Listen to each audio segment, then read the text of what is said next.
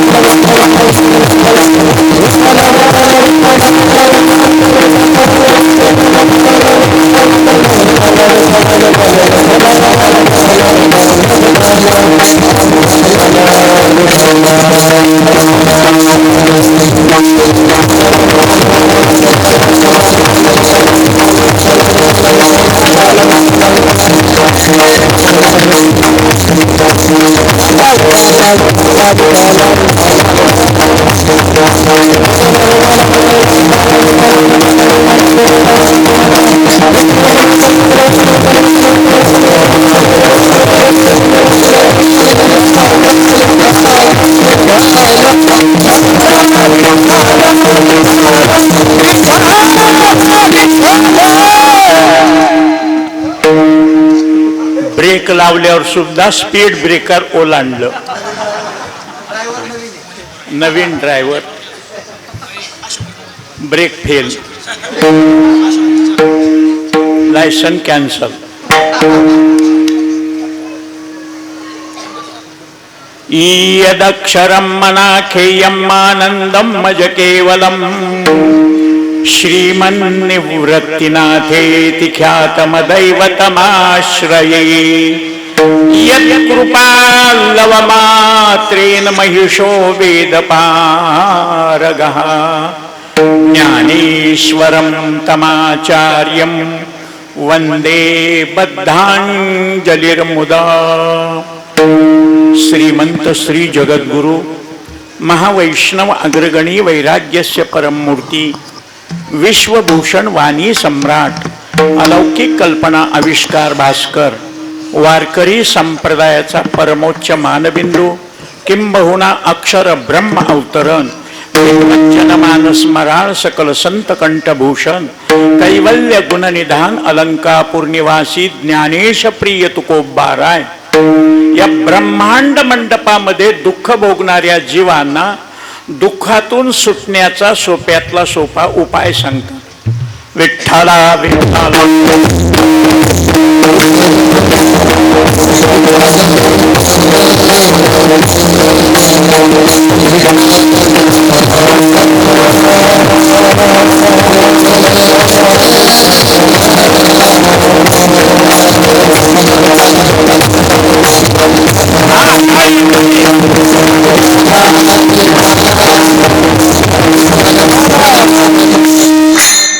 या पुण्यक्षेत्रामध्ये कीर्तन सेवेचा पहिलाच प्रसंग आणि शक्यतो सगळ्या महाराज मंडळीमध्ये, भजनी मंडळीमध्ये, गावकऱ्यामध्ये एक गोष्ट सगळ्यालाच माहीत आहे की केशव उखळीकर कीर्तनाला येईपर्यंत काही खरं नसतंय. येईलच म्हणून सांगता येत नाही.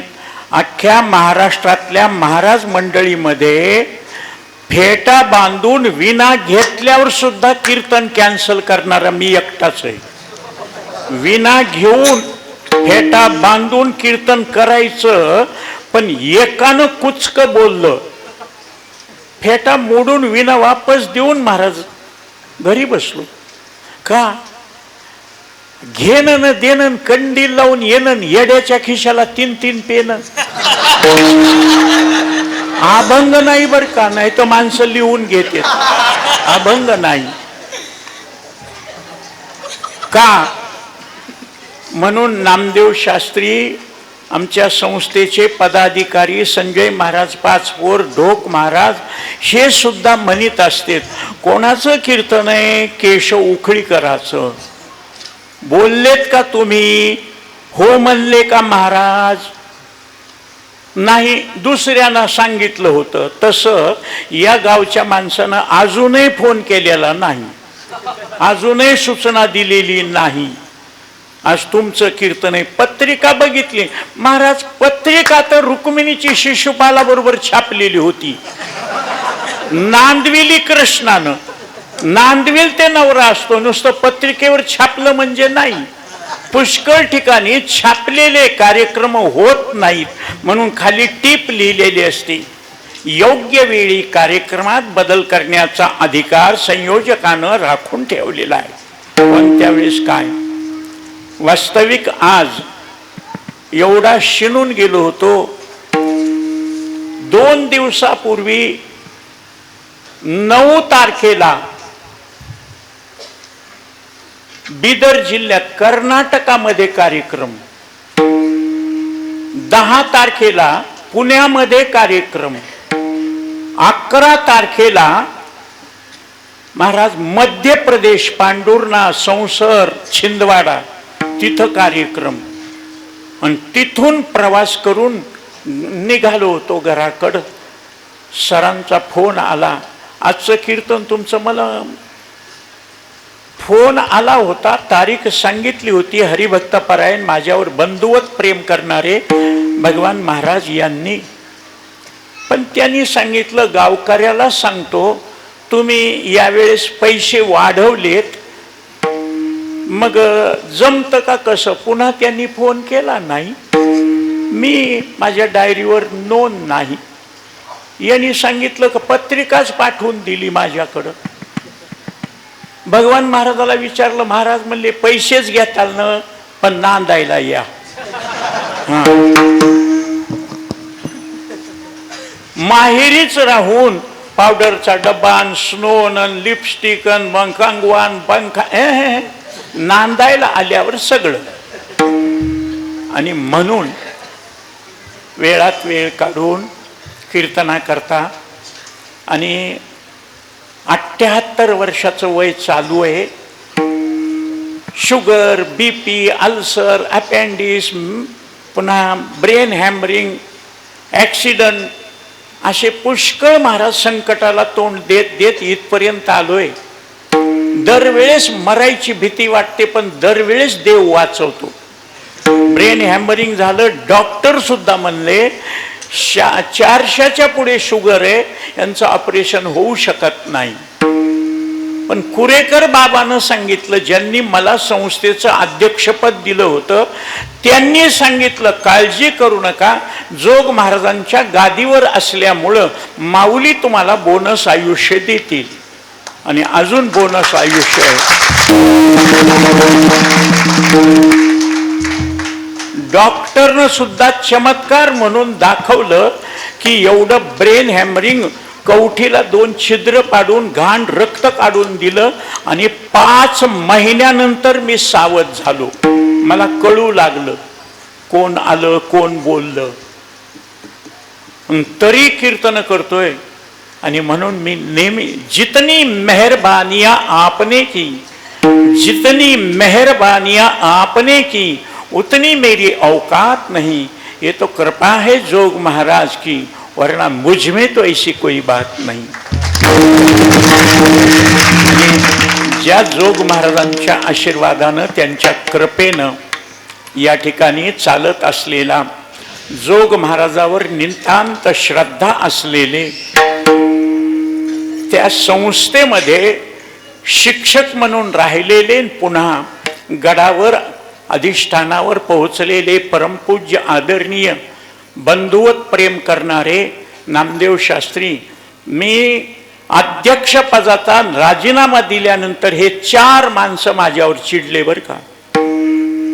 बंकट स्वामीच्या नंतर 84 वर्षाला तुम्हाला मराठवाड्याला विश्वस्त पद मिळालं, अध्यक्षपद मिळालं, का सोडलं तुम्ही? आम्ही होतो तुमच्या पाठीशी. पण मी म्हणलं महाराज, शास्त्रीजी, एवढा मोठा कारभार मी झेपू शकत नाही. मोठा कारभार झेपण्याची अक्कल जर मला असती तर मी बिन लग्नाचा राहिलो असतो का? एकुलता एक आहे महाराज मी. 8वी पिढी आहे कीर्तनकाराची. माऊलीच्या सोहळ्यामाग, रथाच्या पाठीमाग 4था आणि 5वा नंबर उखळी करायचा आहे. 128 वर्षाची परंपरा आहे. वडील कीर्तनकार संस्थेतलेच, आजोबा कीर्तनकार संस्थेतले, पजंजोबा कीर्तनकार. फक्त मी वशिल्याचा असल्यामुळं, तुम्हाला नवीन प्रमाण माहीत नसल, ज्याचा असे वशिला त्याचं कुत्र काशीला, आणि ज्याचा नसे वशिला त्याचा बाप फाशीला. दांडेकर मामांचा माझ्या वडिलाशी संबंध असल्यामुळं मला संस्थेत सगळे विद्यार्थी 4-4 वर्ष संस्थेत शिकून निघाले. मी 9 वर्ष होतो. 4 वर्ष संस्थेचे. दांडेकर मामाकडून चिठ्ठी घेऊन SP कॉलेजमध्ये प्रवेश घेतला. मी 1964चा HSC पास आहे, हायर सेकंडरी एक्झामिनेशन. त्याच्यानंतर SSC सुरू झालं. माझे गुरुजी सुद्धा म्हणायचे, तुझे वडील फार कष्ट घेत आहेत रे परमार्था करता, रात्रंदिवस कीर्तन भजनाशिवाय काही करीत नाहीत, बघून लिहे पण पास होय. माझ्याजवळ प्रश्नपत्रिका उत्तरपत्रिका दिल्यावर गाईड, नवनीत पुस्तकं आणून ठेवायचे. मी बघायचं, अरे लिहिणं, म्हणलं कोणत्या प्रश्नाचं उत्तर कोणत्या धड्यात आहे. बघून सुद्धा 39% मार्क मिळाले. 40% सुद्धा, सेकंडला सुद्धा नाही. तरी महाराज दांडेकर मामांचे सहीचं पत्र नेलं आणि SP कॉलेज सारख्या स्टँडर्ड कॉलेजमध्ये मला ॲडमिशन मिळालं. RR मालेगावकर प्राचार्य म्हणले, यांना घेता येत नाही, पण चिठ्ठी मामांची, मामा त्या कॉलेजचे प्राचार्य राहिलेले आणि त्यांच्या शब्दाची व्याप्ती म्हणून शब्द कोणी उच्चारला, चिठ्ठी कोणी दिली? अरे चांगदेव महाराजाला कोरं पत्र दिलं. चांगदेव महाराजांचं कोरं पत्र त्यांनी दिलं पाठवून. काय लिहावं कळेना. काही लिहिलेलं नसताना मुक्ताबाईनं सांगितलं, 1400 वर्ष जगला चांग्या, पण कोराचे कोराच राहिला. कोणाचं पत्र आलं हे माहीत नसताना सुद्धा मुक्ताबाईनं ओळखलं. चमत्कार तसा मामांच्या चिठ्ठीचा चमत्कार, शब्दाची व्याप्ती. तीन शब्द कोणी उच्चारला याला किंमत आहे. शब्दाला किंमत कधी येते? उच्चारण्याची तपश्चर्या त्या शब्दाच्या पाठीमागं असावं लागते. मस्तकावर हात ठेवला रेडा, सगळ्यात वेडा जर जनावरापैकी असेल तर रेडकू.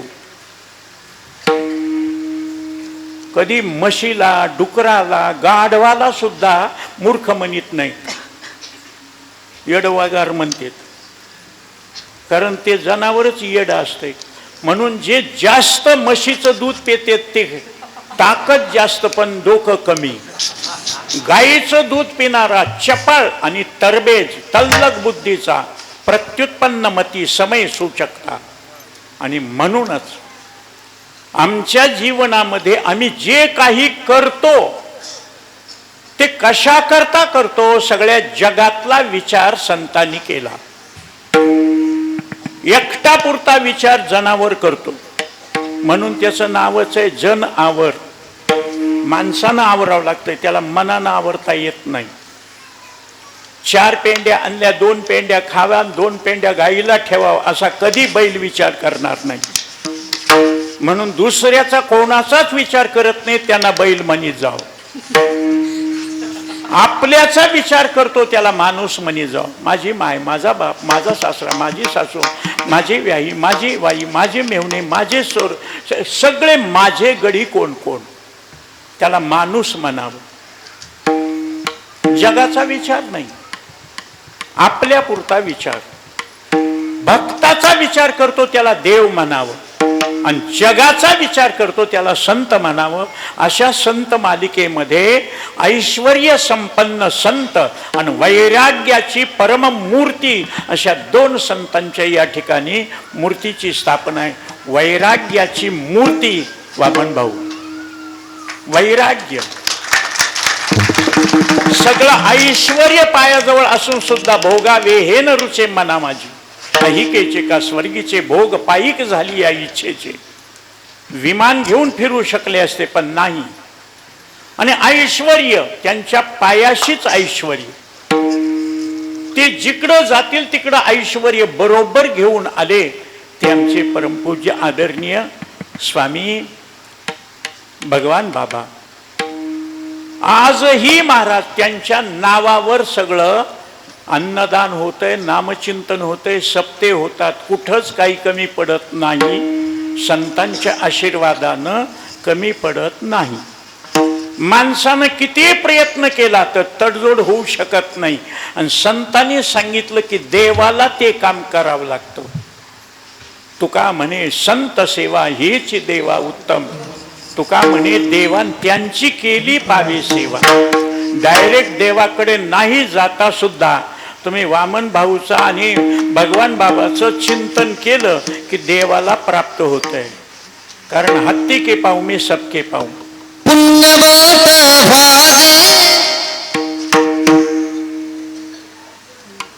प्रमाण म्हणायला परवानगी आहे, पण माझं कीर्तन संपल्यावर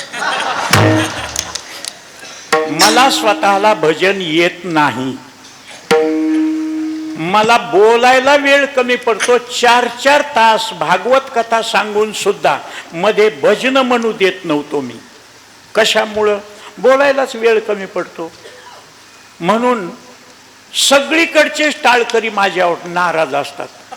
हा मला कशाला उभं केलंय? अरे कार्यकर्ते हे निवडणुकीला उभा राहिलेल्या माणसाला निवडून आणण्याकरता असतात.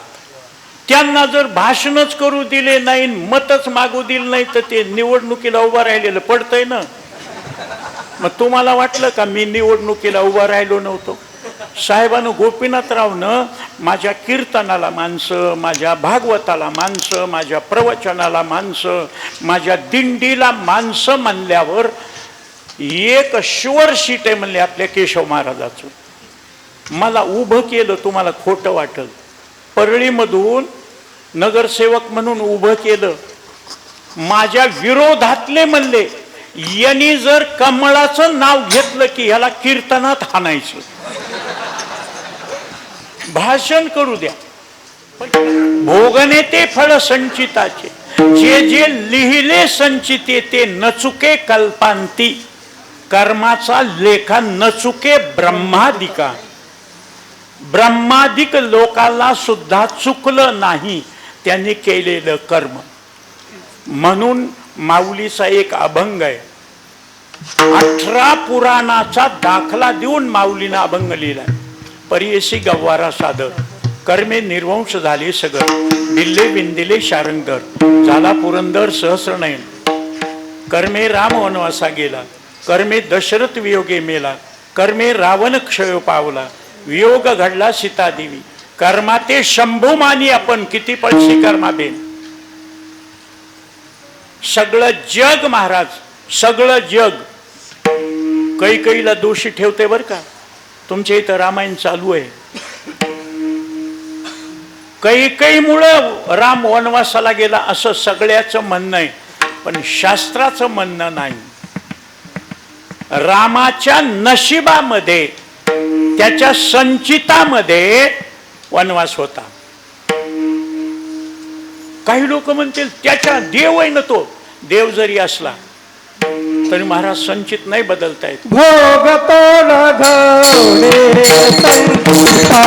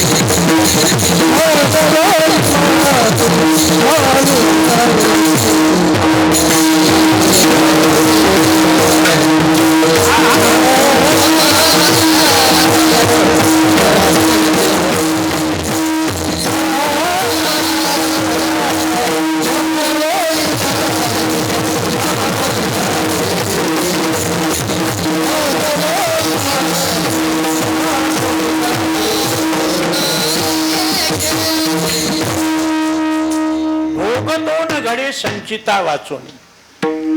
संचितामध्ये जितकं सुख दुःख आहे ते भोगावंच लागणार, म्हणून भोगणे ते फळ संचिताचे. बदल करता आला असता तर सुभाषितकारानं 3 उदाहरणं दिलेत. सुभाषितकारानं अवश्यं भावी भावानां प्रतिकारो भवेद यदि तदा दुःखर्न लिप्पेरन् नल राम युधिष्ठिरः.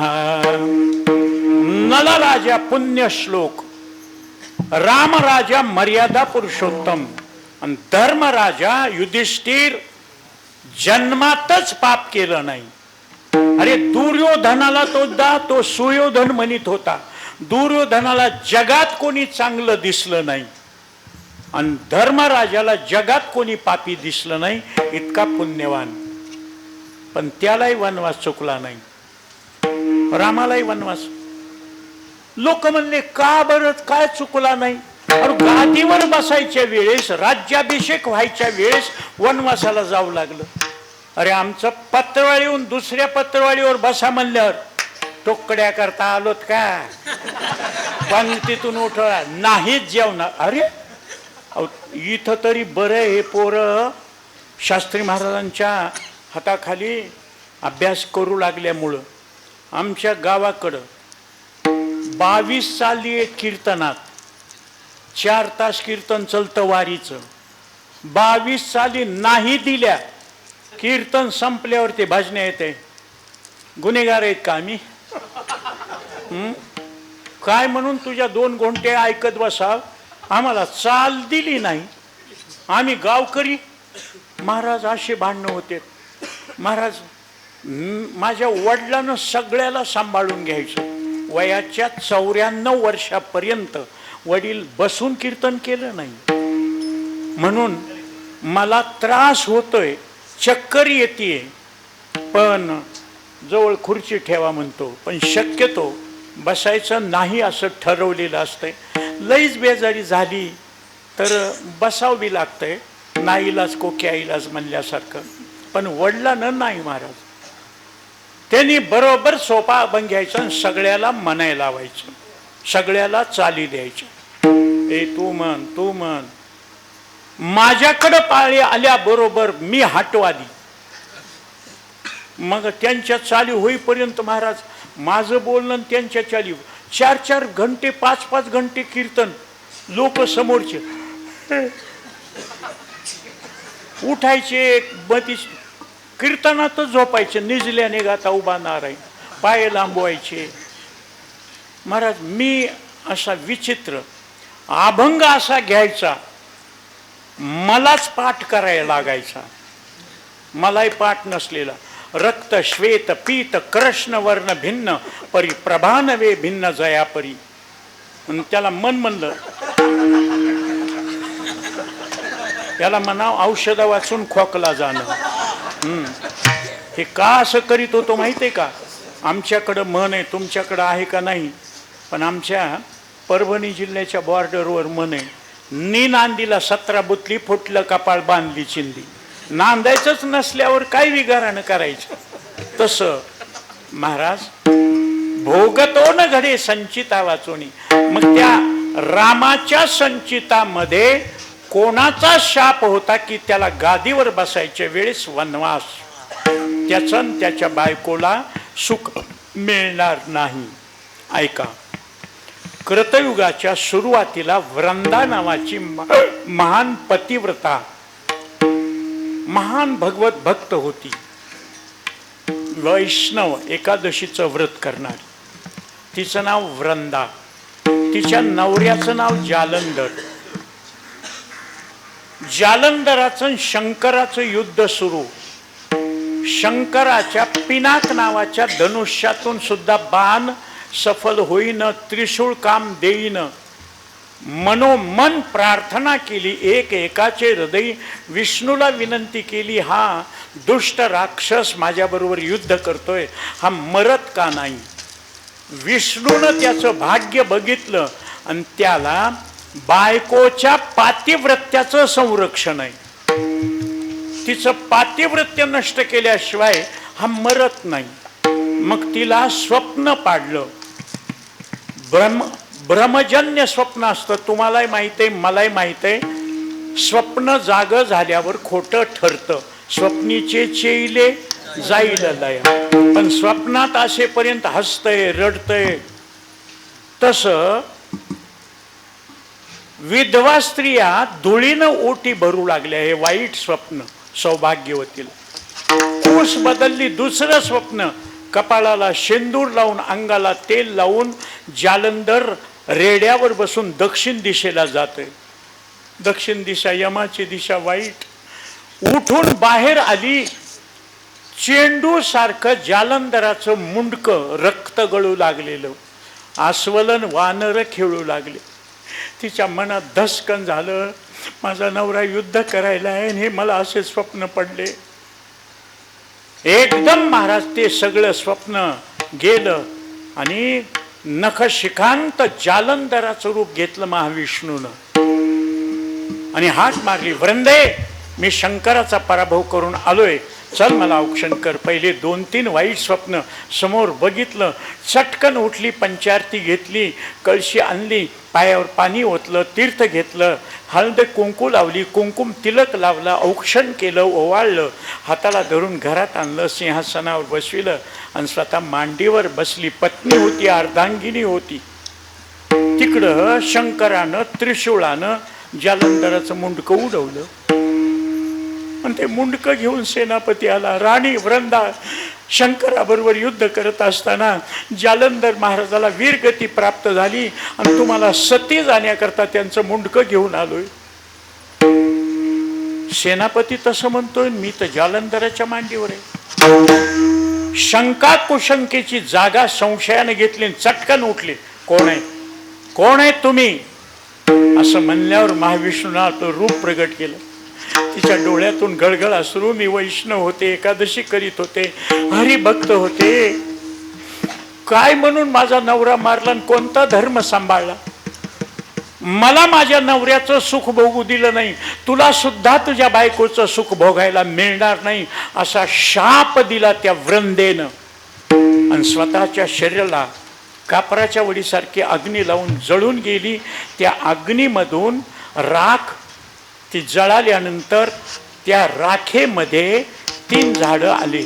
आवळीचं झाड ब्रह्मदेवानं उचललं, बेलाचं झाड शंकरानं उचललं आणि तुळशीचं झाड महाविष्णूनं उचललं. म्हणून बेल शंकराला आणि तुळस महाविष्णूला अतिप्रिय आवडे तुळशी बुक्का. म्हणून ज्या कुंड्यामध्ये तुम्ही तुळस लावता, मायमावल्याला विचारा त्याला काय म्हणतात? वृंदावन. तुळस जिथं लावली त्याला वृंदावन म्हणतात, ते ठिकाण. म्हणून एकादशीच्या दिवशी तुळशीचं तीर्थ घ्यायचं नसतं. तुळशीचं तीर्थ घेतल्याशिवाय द्वादशी सोडायची नाही, हे व्रत. तिनं दिलेला शाप, राम वनवासाला गेला. बरोबर सीता असून रावणानं नेली.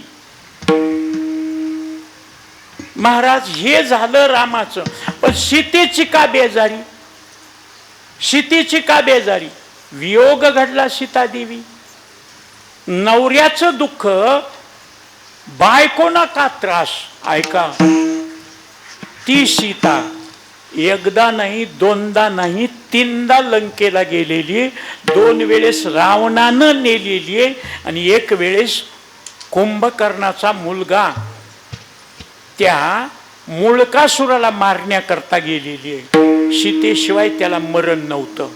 2 वेळेस रावणानं नेलेली. लोक म्हणतील आम्हाला एकच माहित आहे, पंचवटीतून नेलेली. 2 वेळेस.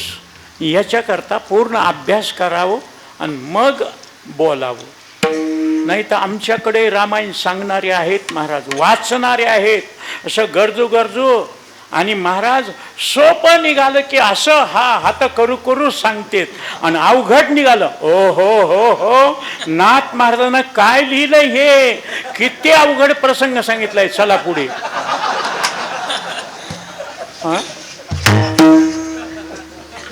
सर, मला परीक्षेला आळंदीच्या सत्यम ज्ञानमनंतम ब्रह्म, सत्य ज्ञानानंत गगनाचे प्रावर्ण नाही रूपवर्ण, हा अभंग आलता. मी पाठच केलेला नसल्यामुळं असं बोललो तसं बोललो, उभा राहिलो ना. आपुला तो एक देव करून घ्यावा, हे त्याला म्हणले तुम्ही सांगितलं का? ते म्हणले मी नाही.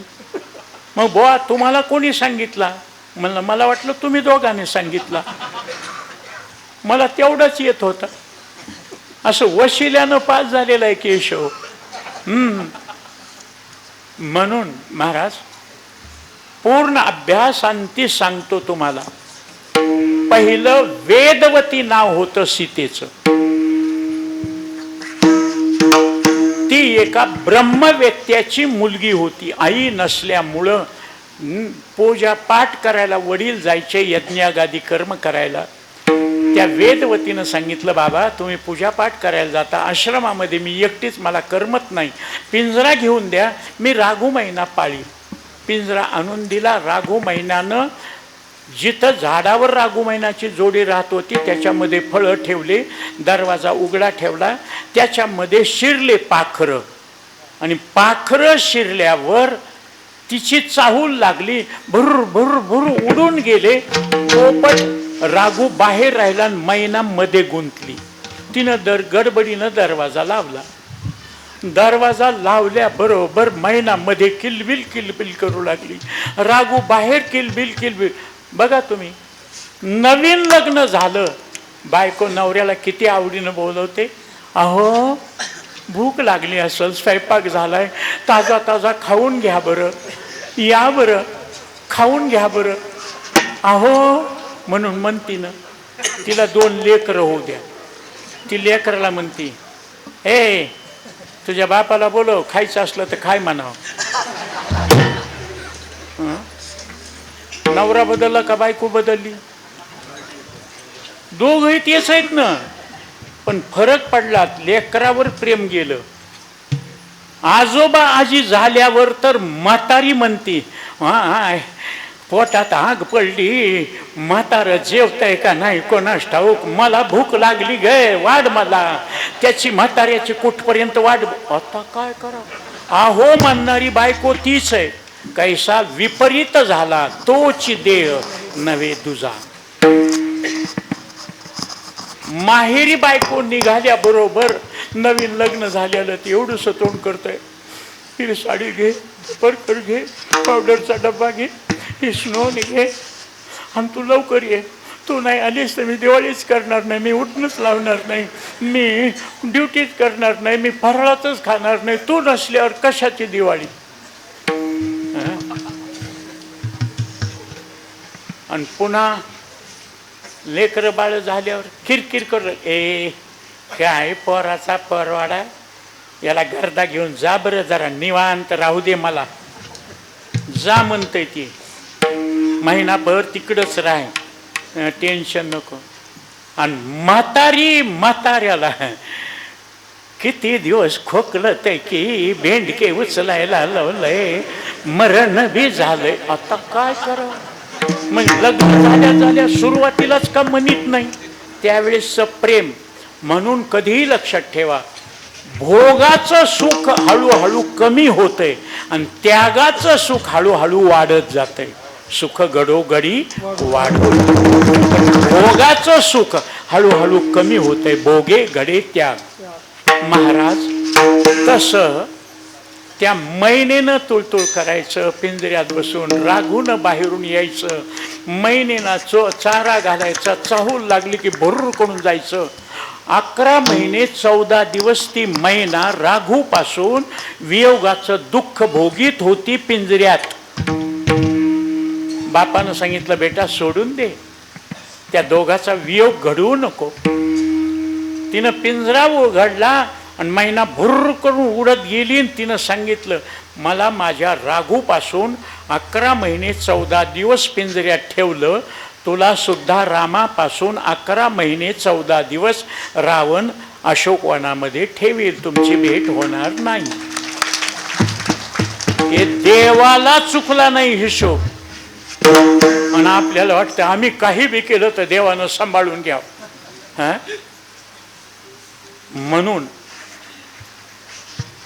मग महाराज त्या मैनेला दुःख झालं, त्या राघूला वियोगाचं दुःख होतं ना. नवरा बायकोची जोडी म्हणल्यावर जोडीत वियोग घडला की दोघालाही दुःख आहे.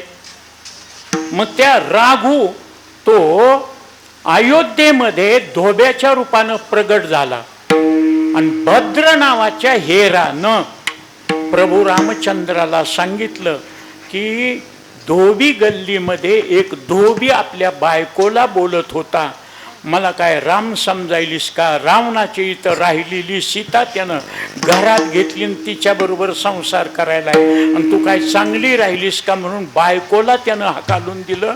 तुमचं उदाहरण देऊन रामाला माहीत होतं सीता पवित्र आहे, अग्नीतून निघाली, पण लोकसंग्रह मेवापी रावणानं सीतेवर अन्याय केला नाही, तिच्या केसालाही धक्का लावला नाही, पवित्र होती सीता. पण समाजाकरता प्रजेकरता म्हणून रामानं 5 महिन्याची गरोदर सीता लक्ष्मणाला सांगून वाल्मिकी ऋषीच्या आश्रमामध्ये सोडली. महाराज तिथं सीतेनं लवकुशाला जन्म दिला. ते लवकुश मोठे झाले. रामानं अश्वमेध यज्ञाचा घोडा सोडला, तो लवकुशानं धरला. एकीकडून राम आणि एकीकडून लवकुश बाण घेऊन उभे. सीता मध्ये आली आणि तिनं सांगितलं, रामा हे तुझे मुलं आहेत आणि लवकुशा हे तुमचे वडील आहेत. हॅप्पी एंडिंग, संसार सुखाचा. चला आता राज्यकारभार करू. तिनं सांगितलं, माझं काम संपलं, जमिनीत गेली.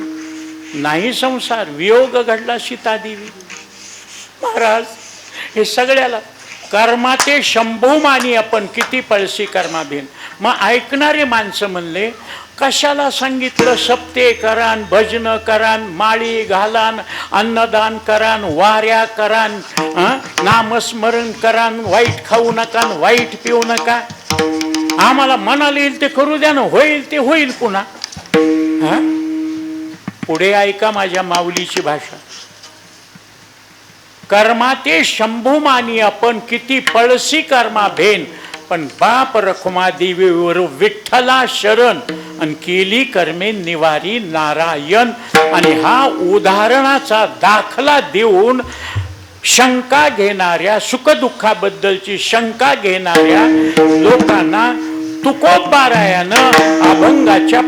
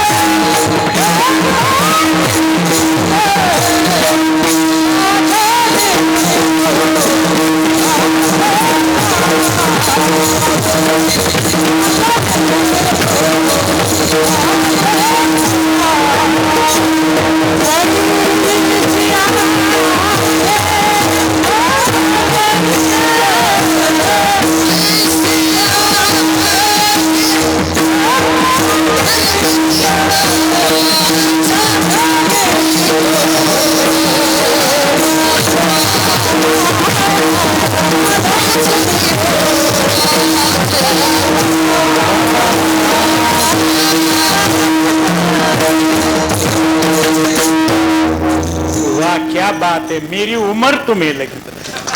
जळते संचित, संचित जळालं. हा अभंग माजी मंत्री, माजी आमदार अशोकराव धात्रक मुंबईमध्ये मंत्रालयासमोर मी अभंग घेतला. पण काय महाराज, अभंगाचा परिणाम लोकांनी माळा घातल्या नाही. मंत्री लोकांनं भ्रष्टाचाराच्या फायली ज्या खोलीमध्ये होत्या त्यालाच आग लावली. भ्रष्टाचार करून निघाले. आमच्या परळीजवळ मानवत नावाचं गाव आहे, तिथं उत्तमराव 12 हाती 12 खून केले. साक्षी पुरावा सापडला नसल्यामुळं निर्दोष निघाला. 12 खून करून मानवत खून खटला. गुन्हा करून सुद्धा तुम्हाला शिक्षा नाही. कशाचा आधार आहे? धर्मशास्त्र भगवद्गीता आणि नीतिशास्त्र रामायण, 2 ग्रंथाचा आधार आहे. भगवद्गीतेमध्ये स्वतः परमात्मा जबाबदारी घेतो. तो परमात्मा धर्माची तू मूर्ती, पाप पुण्य तुझे हाती. त्यांनी सांगितलं, सर्व धर्मान परित्यज्य मामेकम शरणं व्रज, अहं त्वा सर्व पापेभ्यो मोक्षयिष्यामि मा शुचा. तुम्हाला संपूर्ण पापापासून मुक्त करतो. एका जन्मातले नाही, जळतील पापे जन्मांतरीचे. पाप जळून गेल्यावर भोगण्याची गरज नाही. आणि नीतिशास्त्र रामायण, ज्या वाल्या कोळ्यानं असंख्य माणसं मारले, त्या वाल्या कोळ्याचा वाल्मिक ऋषी झाला आणि केले रामायण रामा आधी. आणि रामाला वचन द्यावं लागलं, बोलीला वाल्मिक तैसेची करीन, वर्तोनी दावीन नामा म्हणे. वाल्याचा वाल्मिक ऋषी होतो आणि देव त्याच्या ऐकण्यात येतो. तसं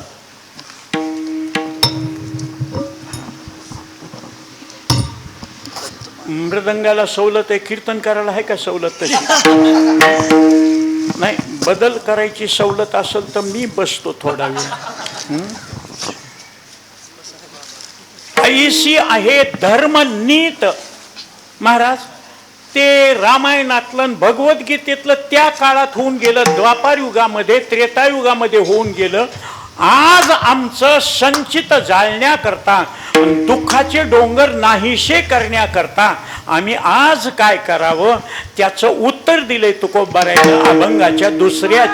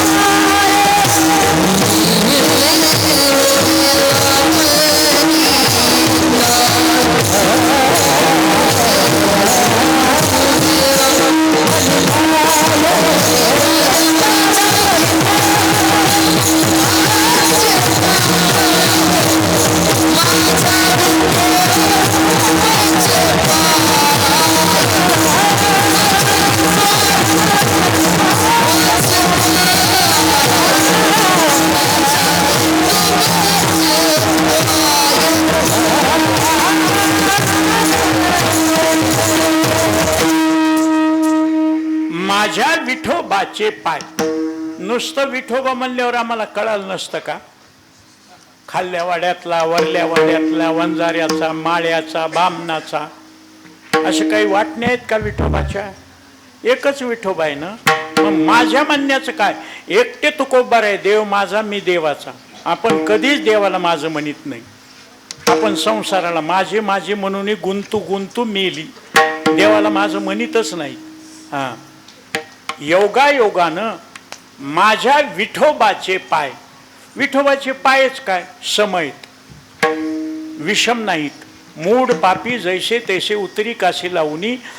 महाराज बंधन घातलंय देवाला. कसलेही पापी असले तरी तुला दर्शन हेळा मात्र तया होय मुक्ती. तुझं दर्शन घेतलं की त्याला मुक्त कर, कसलेही असू दे. महाराज मग ज्याला पंढरपूरला जाता येत नाही त्यानं, आता किती सरकारनं सवलत काढली. बायाला फुकट, गड्याला 75 वय झालं की पुन्हा फुकट. पूर्वीच्या काळात तरणे माणसं म्हाताऱ्याला जास्त फिरू नका म्हणत होते, वय झालंय कुठं तरी. आता पोरांना विचार केलाय लवकर हे गेले पाहिजे. जा फुल भरा, धडक द्या, मेले.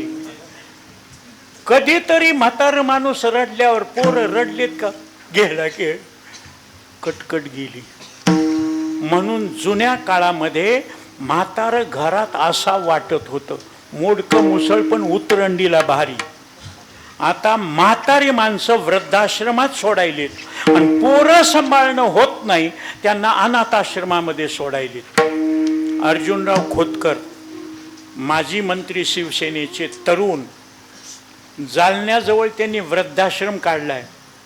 पण तुम्हाला आश्चर्य वाटेल, पुण्याच्या पश्चिम घाटकोपरमध्ये जिथून मनसेचे राम कदम निवडून आले त्यांनी माझं भागवत कथा ठेवली. आणि भागवत कथा झाल्यावर आरतीला गोपीनाथराव सहकुटुंब आले. दोघांचं मिलन करून त्यांना मनसेतून BJP मध्ये. मी ह्या बाबतीत लय कुटाणा करतो बरं का. हा, बाकी काही जमत नसलं ते असलं जमतंय मला मनसेचा. तो वसंतगीते वगैरे हे माणसं, मला कोणतं टोपण नाव दिलं होतं तुम्हाला सांगितल्यावर आश्चर्य वाटेल. अरे जायचंय का कीर्तनाला? कोणाचं कीर्तन? आपल्या डार्लिंगचं आहे. मला डार्लिंग म्हणत होते. नेलं का? बाई माणूस आहे का काय मी डार्लिंग म्हणायले? महाराज, आम्ही राजकारणी लोक कीर्तन भजनाला जाऊ लागले की लोक संशय घेतात, काहीतरी घोटाळा आहे, मग मता करतात, प्रचार करतात. नाही महाराज, महाराज तुम्हाला आश्चर्य वाटेल, त्या कथेमध्ये साहेब आले आणि तिथं माळ घातली त्या राम कदमनं. 400 गरीबाचे भिकारी रस्त्यावर बसलेले 4 धामला घेऊन गेला पदरच्या पैशानं. मद्य आणि मांसाला धक्का लावित नाही महाराज. आणि ह्या 2 पथ्य सांभाळतोय त्याला मी माझं म्हणत असतो, कितीही जवळचा. आणि संध्याकाळी महाराज मी शुद्धीवर नसतो, तू माझा नाही. तुम्हाला खोटं वाटेल, 75% माझे नातेवाईक लातूरला आहेत. तिन्ही मावस भाऊ, मावस बहिणी, भाचे मोठमोठ्या पदावर आहेत, मोठमोठे हॉस्पिटल आहेत. पण त्यांच्या घरात दारू आणि अंडे असतात म्हणून मी पाणी पित नाही तिथं. माळकरी असू द्या, कोणत्याही जातीचा आणि कोणत्याही दर्जाचा असू द्या, गरीब असू द्या, त्याच्या इथली मी चटणी भाकर हक्कानं खातो. पण तेवढे श्रीमंत असून अरे केशव अंड्यामध्ये काही नसतंय, अरे मग मी तर तुम्हाला माहित आहे ना, लय फटकळ महाराज. मी म्हणलं दादा, मोठा भाऊ DHO डेप्टी डायरेक्टर राहिलेला, मी म्हणलं अंड्यामध्ये पण जीवातून जीवाची निर्मिती, ते जीव नसला तरी ते अंड्यात. नाही नाही नाही त्याला काही होत नाही. म्हणलं उद्या मी मॅगी म्हणून जंत खाय, असं म्हणल्यावर केशवला अक्कल नाही, मोठ्या भावाला असं बोलते. म्हणलं मोठा भाऊ कोण? जो शुद्ध आचरणाचा आहे तो माझा भाऊ, तो माझा माय भाऊ. ज्याचं अशुद्ध आचरण, अरे कितीही जवळचा असू दे, मामाचा मुलगा आणि माझ्या बहिणीचा नवरा मरून गेला पण महाराज तोंड बघायला गेलो नाही. खरंच बिघडलेली अवलाद आहे मी. नाही नाही मला महाराज 2 गोष्टीला मी कधीच जात नाही. कोणी मेलं तरी तिथं जात नाही, मला मरणाची भीती वाटते. आणि मला आहेर असला तरी मी लग्नाला जात नाही. का? माझं झालं नाही त्याचं राहिलं. मला वाईट वाटतं ना. शुगरच्या माणसासमोर बासुंदी गुलाबजामुन खाऊ लागल्यावर कसं होतंय. मी बघितलं तरी काही इतराच्या ताटाकडे, आपलं गुपचूप भेंडीची भाजी खाय केशव, दुसरी गुलाबजामुन मस्त दूधखीर खायला. आपल्या नशिबात नाही. पहिलं दिलं नाही ना दत्तमुपतिष्ठ, तू दिलेल्या वाचूनी फलप्राप्ती कैची. तपे विन दैवतन दिलेल्या विन प्रभाव. तुम्ही दिलं की तुम्हाला मिळतं. म्हणून महाराज आम्ही आता काय करावं? आम्ही पंढरपूरला जाऊ शकत नाही, ज्याशी नाही पंखपाय त्याने करावे ते काय. ऐका, तुम्ही ठाईच बैसुनी करा एक चित्त. तुम्ही बसल्या जाग्यावर टाळी वाजून विठ्ठल म्हणा, तुमचं पाप जळायला सुरुवात होते. हरी उच्चारणी अनंत पाप राशी जातील लयाशी क्षण मात्रे. जळती दोषाचे डोंगर शुद्ध होती नारी नर. महाराज विठ्ठल म्हणून टाळी वाजवण्यामध्ये काय? ऐका, प्रमाण ऐका नुसते. विठ्ठल म्हणता हरले पाप, विठ्ठल विठ्ठल जप करी पापा निर्मूळ. महापाप राशी त्याची झाली होळी, वाजविता टाळी विठ्ठल नामे. नाम घेता विठोबाचे पर्वत जळती पापाचे. महाराज हे कशावरून? आपले हात आहेत ना, यमाच्या पाप पुण्याच्या बँकेतले पासबुक आहेत. आणि पासबुकावर 2च प्रकारची नोंद असते, पैसे भरले किती, पैसे काढले किती. आपल्या हातावरच्या ज्या रेषा आहेत ना, 2च प्रकारच्या रेषा आहेत, सुख देणारी रेषा किंवा दुःख देणारी रेषा. आम्ही ज्योतिषाकडे भविष्य बघायला गेल्यावर काय दाखविता रे तुम्ही? हात. वराह मिहीर नावाचा ज्योतिषी भारतात होऊन गेलाय. वराह मिहीर, त्यांनी हातावरच्या रेषेचं भविष्य सांगितलंय. त्याला इंग्रजीमध्ये पामिस्ट्री म्हणतात आणि संस्कृतमध्ये हस्तरेषा सामुद्रिक म्हणतात. त्या हातावरच्या रेषा त्याला दाखवलं की ते म्हणतंय तुमच्या हातात पैसा येतो पण पैसा टिकत नाही.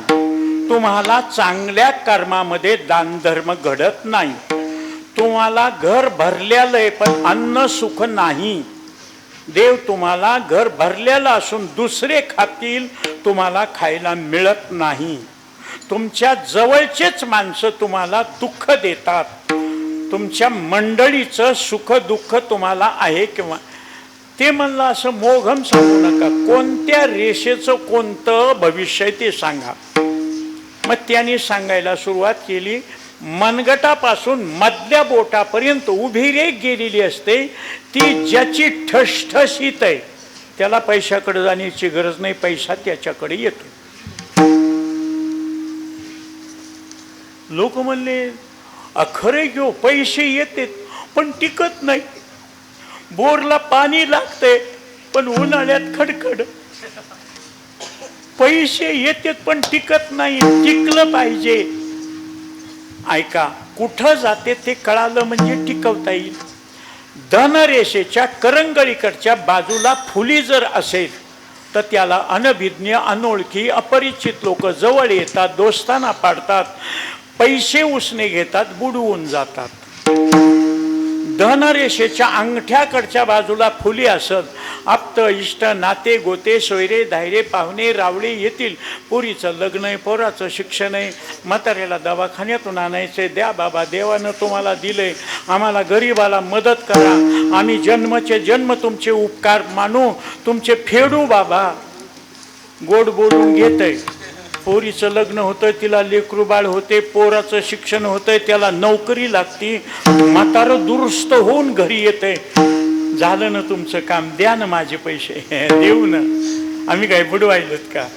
नाही नाही, गोड बोलून तुम्ही घेतलं, आता तुमचं काम झालं, द्या ना माझे. आणि नाही देत, बुडाले. महाराज पैसा टिकेल कसा? ऐका, ह्याच्याकरता सांगतोय. तुम्ही अन्नदाना करता, मंदिरा करता, देवा करता, देशा करता, धर्मा करता, गोरगरिबांच्या मुलीच्या लग्ना करता, दवाखान्या करता, दुःखातून सोडवण्याकरता तुम्ही दान करताल ना, तुमचा पैसा टिकतो. आळंदी ते पंढरपूर पर्यंत 10 लाखाचा समाज आहे सर. किती? 10 लाखाचा. एकही मनुष्य उपाशी राहत नाही, सगळ्याला पंक्ती. अजून पंक्तीवाला कधी गरीब झाला नाही. वाईट गोष्टीनं गरीब होईल पण अन्नदान केल्यामुळं गरीब झाला नाही. महाराज, मग चांगल्या कामाला अन्नदान म्हणा, चांगल्या कामाला सत्यकर्मा व्हावे साह्य. ज्याची करंगळी 2 कांड्याच्या वर आहे अनामिकेच्या, त्याला दान घडतं. ज्याची 2 कांड्या इतकीच करंगळी आहे. काय बोलतय महाराज? एवढंस गाव, काय मंदिर, काय मूर्त्या, काय समाज, काय डोंगर, काय झाडी, काय शहाजी बापू. कौतुक करतोय आणि गावकऱ्यांनी पावती बुक पुढे ठेवलं. खातय निघतय, देत काहीच नाही, गोड बोलतय. आणि ज्याची 2 कांड्याच्याही करंगळी कमी आहे ना, देत तर नाहीच पण बोलतय. कोणी ठेवायला सांगितले सप्ते? कशाला महाराज गोळा करायचे?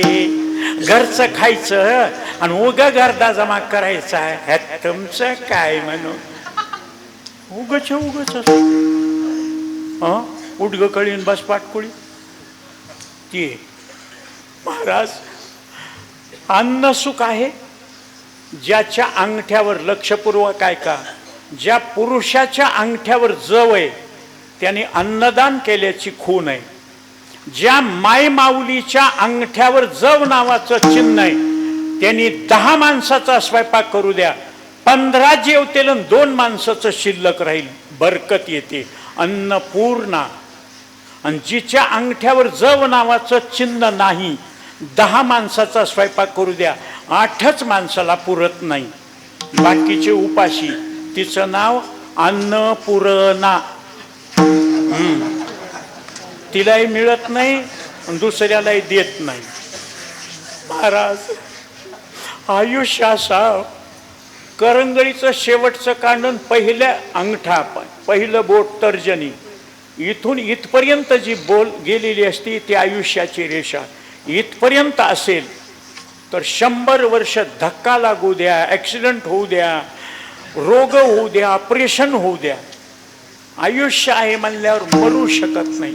महाराज थोडं कमी आहे 92, आणखी थोडं कमी 87. महाराज त्या रेगेला 2-3 फाटेच फुटलेले. तो कोरोना, ओमायक्रॉन, झटका, ॲक्सिडेंट, रोग, मरण. महाराज आमचं ना आमच्या बायकोचं, ज्याच्या मधल्या बोटावर लग्न झालेल्या माणसानं बघा, पद्म जर असेल तर मेड फॉर इच अदर. नवरा बायकोला सुख देतो, बायको नवऱ्याला सुख देते. हां, तू मेरे लिए मैं तेरे लिए. ज्याच्या मधल्या बोटावर चक्र असेल आणि बायकोनं सांगितलं माझी तब्येत बरोबर नाही, मला चक्र यायल्यात, पण तुम्हाला कशी उपाशी ठेवू, करते तुमच्या पुरता स्वयंपाक. हां, तुझी तब्येत बरोबर नाही, माझ्याकरता बेजार. बस गाडीत बसविलं. मोठ्या संगमनेरसारख्या मोठ्या तिकडं हॉटेल, पंचतारांकित हॉटेलमध्ये पंचपक्वान्नाचं जेवण केलं, पैसे फेकले, बडीशोप खात काडीनं कोरीत गाडीत बसला. बायकोला बसविलं गाडीत आणि गाडी सुरू करणार इतक्यात बायकोनं खिडकीतून बघितलं. काय बघायलीस? बघा ना साड्या किती चमचम काय. वळविली गाडी. घे काटापदराची घे, सिल्क घे, टसर सिल्क घे, सिफॉनची घे, कॉटनची घे, 6 वारी घे, 9 वारी घे साड्या, 15 साड्या घे. एवढ्या काय करायचा?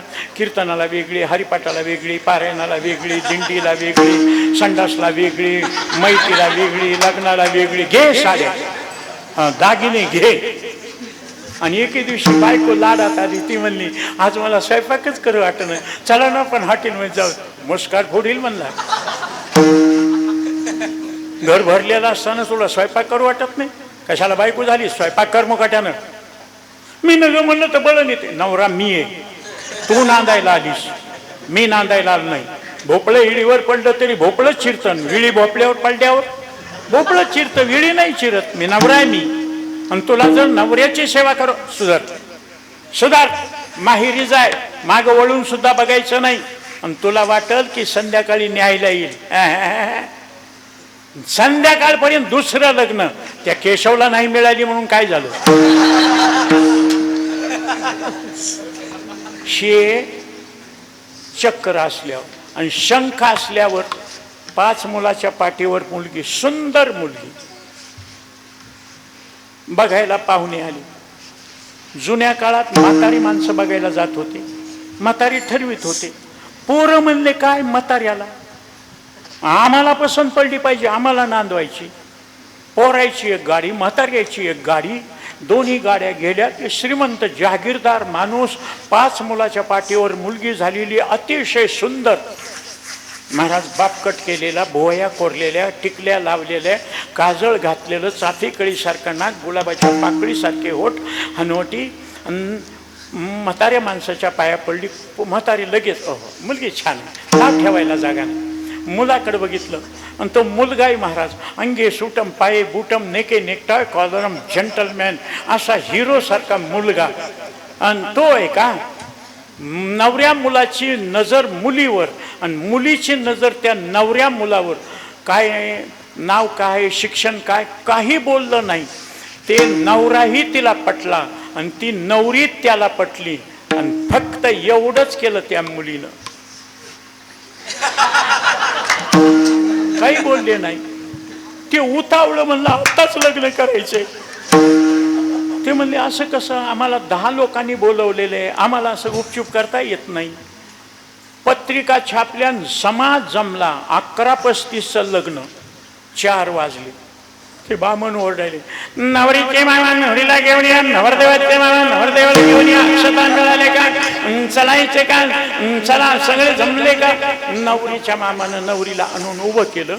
नवरदेव निघाला. पुंगळ्याची छत्री, बूट, सॉक्स, पॅन्ट, इनशर्ट, पट्टा, जॅकेट, कोट, टाय, हातात हळकून ब्रेसलेट, लगेच अंगठ्या हळकून बांधलेलं. महाराज हळद लावलेली, मळवट भरलेला पगडी आणि त्या पगडीला लावलेला तुरा, हातात चाकूला लिंबू आणि त्याच्या बरोबरचे ते पिदकडे दोस्त. दरवाजातून निघाल्या बरोबर स्पीकरवाले मोठे हुशार, महाराज आल्यावर अभंग लावणार नाहीत. ते नवरदेव दिसला की बटन दाबणार, बहारो जूते बरसाओ मेरा बेवकूफ आया, आपले हे फूल बरसाओ मेरा महबूब आया है. आणि ते असं येत आहे. करायची का सुरुवात? खरं सांगा, तुम्ही जिथं आहे तिथून तुमच्या अक्षदा नवरा नवरीवर पडतात का? पण सावधान म्हणल्यावर टाकतात का नाही? मग हे पोरं जे तरुण असतात ना, वंजळ अक्षदा नवरा नवरीवर नाही, बामन असं वरडत आहे, गंगा सिंधू महाराज. आणि ते असं धरू हनते ते ब्राह्मणाला. ते गडबडीनं तदेव लग्नम सुदिनम ताराबलम चंद्रबलम लगे अंतरपट काढला. नवरदेवानं नवरीला हार घातला. आजच्या युगातलं सांगायलो, जुना काळ वेगळा. नवरीनं खाली मान घातली, नवरदेवानं हार घातला. आणि नवरीनं हार घालायच्या वेळेस होतं का अण्णा तुमच्या वेळेस नवरदेवाला उचलायचं? म्हणून संसार धड होईनच.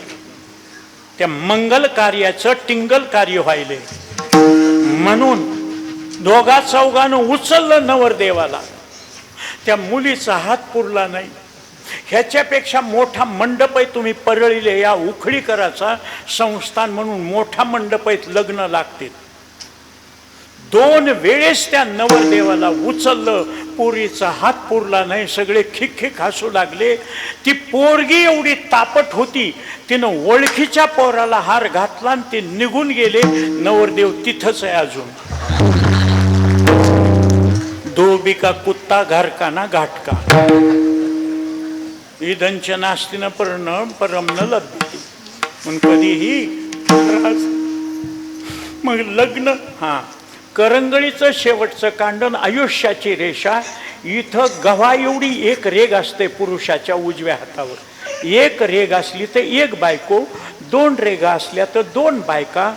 जास्तच गुतुडा असलं तर मला विचारू नका, तुम्ही काय गोड केले मी कीर्तनात कशाला सांगू. याच्यातल्या दुःख देणाऱ्या रेषा ऐका, याच्यातल्या दुःख देणाऱ्या रेषा जळून जाण्याकरता, पाप जळून जाण्याकरता आणि पुण्याच्या रेषा ठळक होण्याकरता करा विठ्ठल स्मरण. टाळी वाजून विठ्ठल. कळालं का? आता बघा, विठ्ठला विठ्ठला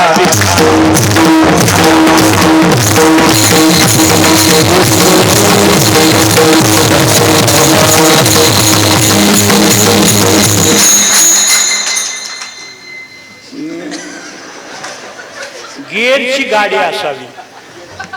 लुना बगैर गिअरची असती, उताराला पळतीन, चढावर बंद होती. तसं करू नका. संस्थेचा अध्यक्ष राहिलेलो आहे, मला कुठं ब्रेक दाबायचं ते कळतंय. फक्त जबाबदारी मला सहन होत नाही म्हणून कारभार सोडून दिला. नामदेव शास्त्री, ढोक महाराज, अच्युत महाराज, इंगळे महाराज यांनी मला शिव्या दिल्या. बंकट स्वामीच्या नंतर मराठवाड्याला विश्वस्त पद आणि अध्यक्षपद आलं होतं. का सोडलं? म्हणले जमत नाही ना आपल्याला, कळत नाही त्याच्यात बोलत नाही. मला जे कळत नाही, आता मृदंगातलं सम काल ताल, लग्गी उठावणी सरपटी रेला उतरणी हे कळत नाही मला. फक्त सम बिघडली की कळते, स्वर बिघडल्यावर कोणालाही कळते. त्याच्यामुळं बळे विण शक्ती बोलू नये, मी गप्प बसत असतो. महाराज हे पहिलं जळालं, पुन्हा पाप केल्यावर कोणी बघायचं? किती सुंदर विषय. शंका आहे. पहिलं पाप जळून गेलं, जळती दोषाची डोंगर, शुद्ध होती नारी नर. पण पुन्हा पाप केलं, ऐका माझ्या तुकोबाराची भाषा, कोणी पाप करण्याचा प्रसंग आल्यावर सुद्धा पाप त्यांच्याकडून होऊ शकत नाही. शिवाजी महाराजाकडे कल्याणच्या सुभेदाराचा खजिना लुटून त्यांची नवीन लग्न झालेली सून आणि राजे हा सोन्या चांदीचा खजिना, हा सौंदर्याचा खजिना. त्याचं सौंदर्य पाहिलं. शिवाजी महाराज आपल्या प्रधानाला म्हणले, काय म्हणणं आहे, तुमच्या 8ही राण्यापेक्षा सुंदर आहे, तुम्ही करून घ्या. सेनापतीला द्या, वीराला द्या, शूराला द्या. नाहीतर मुसलमानाने आपल्या हिंदू स्त्रियाची बेआबरू केली, जीवांशी मारल्या, आपण बदला घेऊ. तिचं सौंदर्य बघून तुमच्या मनामध्ये ही वाईट वासना निर्माण झाली.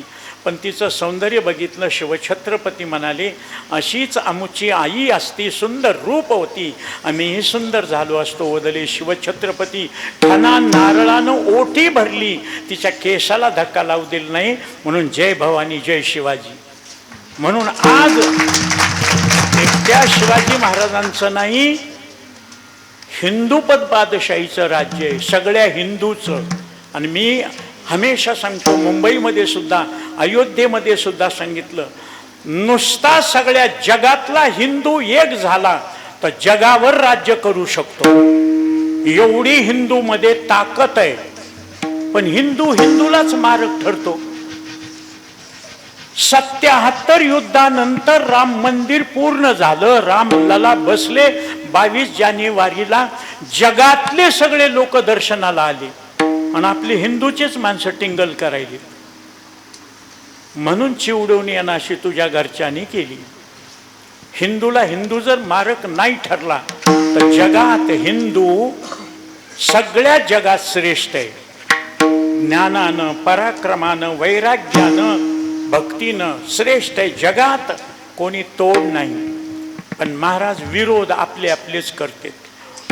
पाप करायचा प्रश्न आल्यावर सुद्धा पाप होऊ दिलं नाही. स्वामी विवेकानंदाच्या शिकागोच्या धर्म परिषदेमध्ये एका सुंदर मुलीनं स्वामीकडे गेली आणि सांगितलं, मला तुमच्या बरोबर लग्न करायचंय. मी इतकी सुंदर आहे, तरुण आहे आणि इतकी श्रीमंत आहे की दोन्ही हातानं 7 जन्म जरी पैसा उडवला तरी पैसा कमी पडणार नाही. स्वामी म्हणले, लग्न हा माझ्या जीवनाचा विषय नाही. रामकृष्ण मिशनचं हिंदुस्थान, हिंदूचा धर्म प्रचार करायचं काम माझ्याकडे. काही हरकत नाही. तुमच्या हिंदुस्थानमध्ये लग्नाला बंधन मानतात, आमच्या परदेशामध्ये बांधत नाही, मानित नाहीत. तुम्ही मला रखेली म्हणून ठेवा, पण कशा करता? मला तुमच्यापासून तुमच्यासारखा मुलगा व्हावा.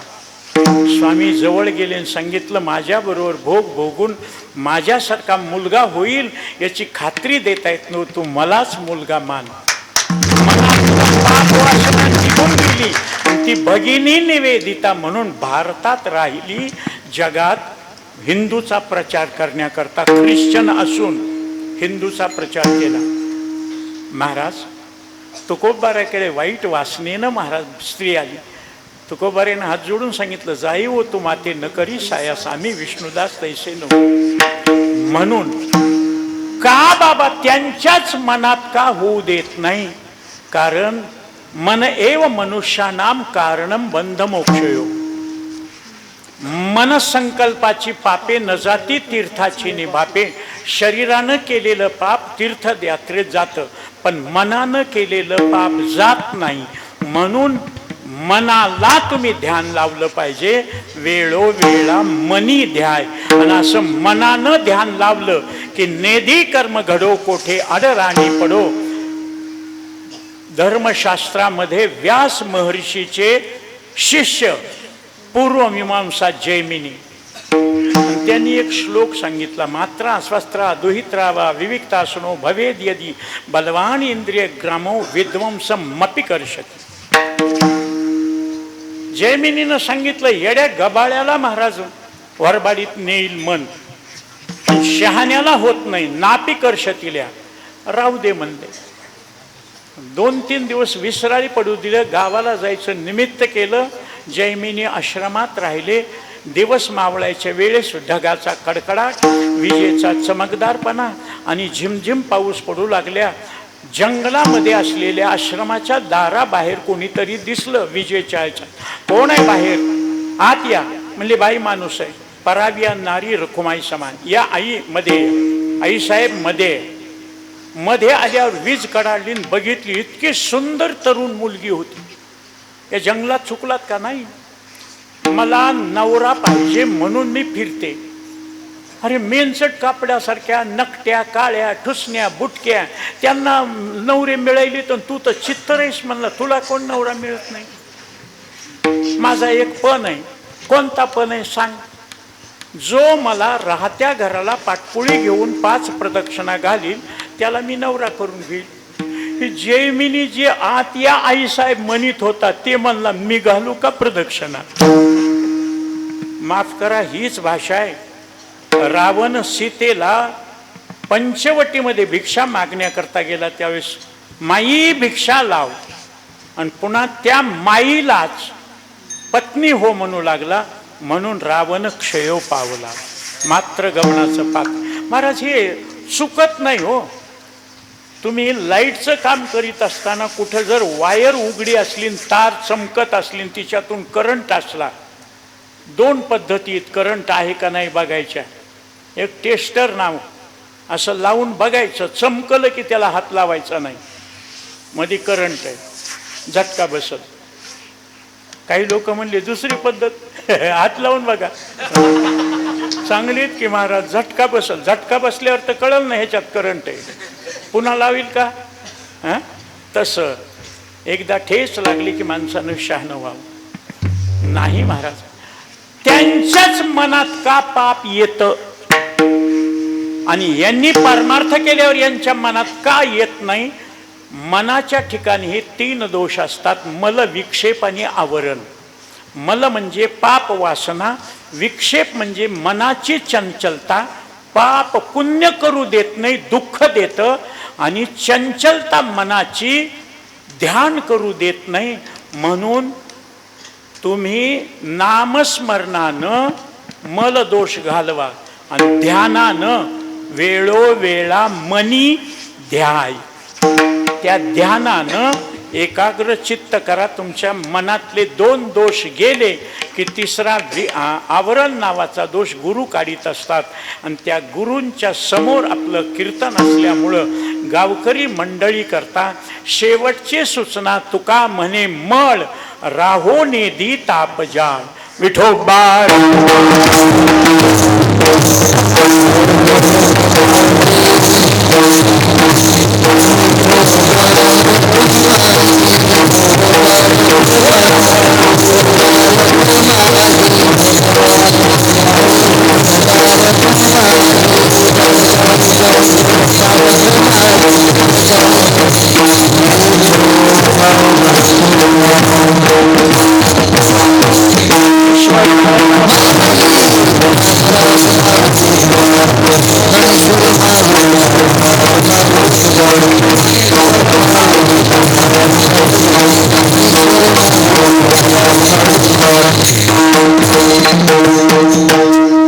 हातवर,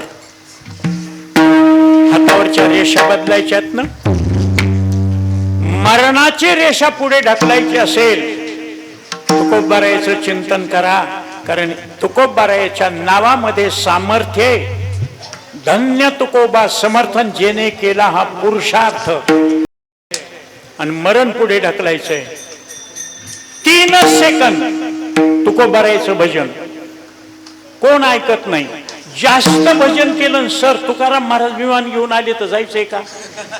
उद्या विठ्ठल महाराज आहेत, परवा दिवशी शास्त्री आहेत. आणि मी सांगितलं ना, मला जी टॉकीज तर्फे पुरस्कार मिळाला त्यावेळेस मी सांगितलं, नामा म्हणे केशवराजा.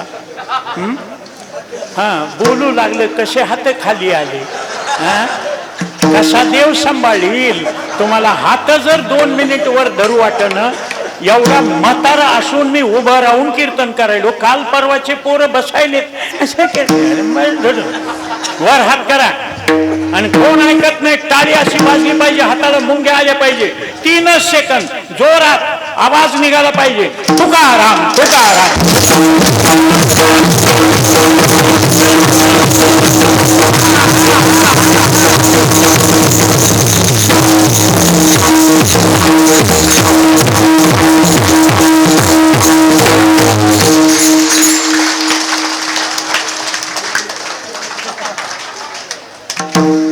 खरं ह्या 3 दिवसामध्ये 9 तारखेला कर्नाटकाच्या बॉन्डीवर, 10 तारखेला कार्यक्रम करून कुठं मध्य प्रदेशाच्या बॉन्डीवर संसर छिंदवाडा, तिथं पांडुर्णा, तिथं कार्यक्रम, आणि तिथून पुन्हा आज मनसरचं कीर्तन करून तुमच्याकडे उद्या 2 कीर्तन आहेत. महाराज वय झालं आणि एवढी पळापळी का? पैसे. कारण तुम्हाला इवाई जावाई पाहुणे रावळे माय बाप घरदार शेती बाडी नोकरी काम धंदा सगळे. मला पैशाशिवाय कोण आहे? एक जण म्हणला काय उरावर घेऊन जाणार आहेत का? कोणी नेलेत का आजपर्यंत? मी इथंच ठेवून जाणार आहे, मागं राहणार आहे, बघतील. कहत कबीरा सुन मेरे गुनिया आप मर गए पीछे डूब गई दुनिया. कोणाच्याच बरोबर येत नाही, माझ्या बरोबर येणार नाही. तुम्ही दिलेला आशीर्वाद, तुम्ही केलेलं गुणदोषासहित प्रेम, एवढंच माझी महाराज मागणी. ते माझं सुख असल्यामुळं आनंद वाटतो. एकच विनंती, बाबांच्या चरणी, भाऊंच्या चरणी आणि ग्रामदेवतेच्या चरणी नतमस्तक होऊन ही वाग्पुष्पांजली त्यांच्या चरणी वाहून वाचेला विसावा देतो. काही चुकलं असलं तर पदरात टाका, बरोबर असेल तर हृदयामध्ये घ्या, एवढीच विनंती. शेवट बोलायचं का संपवायचं? विठ्ठल जय.